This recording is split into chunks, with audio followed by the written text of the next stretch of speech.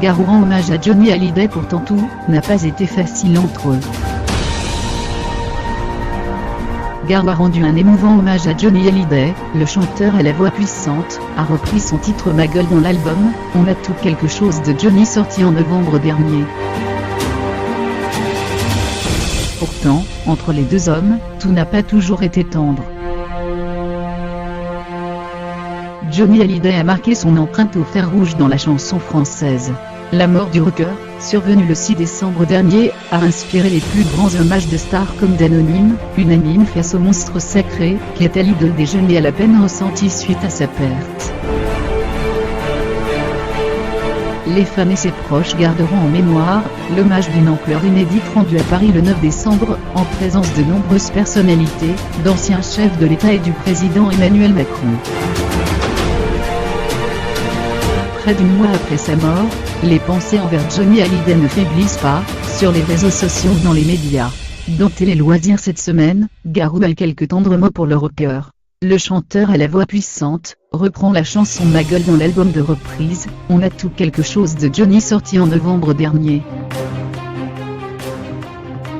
J'avais envie de reprendre un titre qui demande de la puissance, de la force, car c'est ce que représente Johnny, et c'est aussi ce que j'aime faire. C'est là-dessus que l'on se ressemblait le plus. Non seulement c'était un grand artiste et un grand chanteur, mais quand Johnny entrait dans une pièce, il en imposait.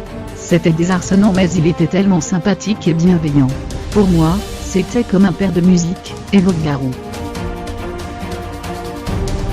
La relation entre le chanteur québécois et Johnny Hallyday n'a pourtant pas toujours été au beau fixe.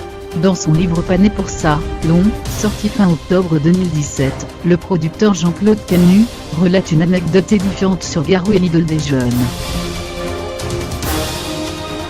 Les deux artistes devaient partager la scène du Parc des Princes. L'interprète de Seul était alors au sommet de la gloire après sa participation à la comédie musicale Notre-Dame de Paris. Johnny, sujet aux colères, a finalement changé d'avis. A-t-il été réfractaire à partager l'affiche avec une star montante à la voix aussi puissante ?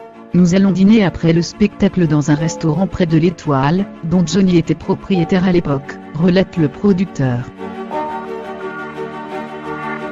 C'est alors qu'un membre de l'équipe lui annonce « On ne veut plus de Garou demain ». Malaise. Jean-Claude Camus avait fait venir Garou du Canada, il devait encore chanter pour 3 spectacles. Il doit désormais prévenir le manager de l'artiste que Johnny Hallyday ne voulait tout simplement plus se produire avec lui.